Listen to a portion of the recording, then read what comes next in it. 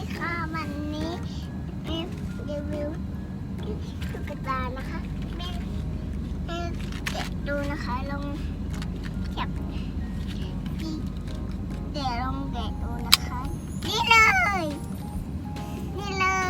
ว้าวลองแกะดูสิคะข้างในมีอะไรนะ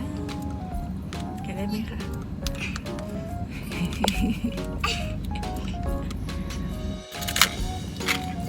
เป็นรูปอะไรเอ่ย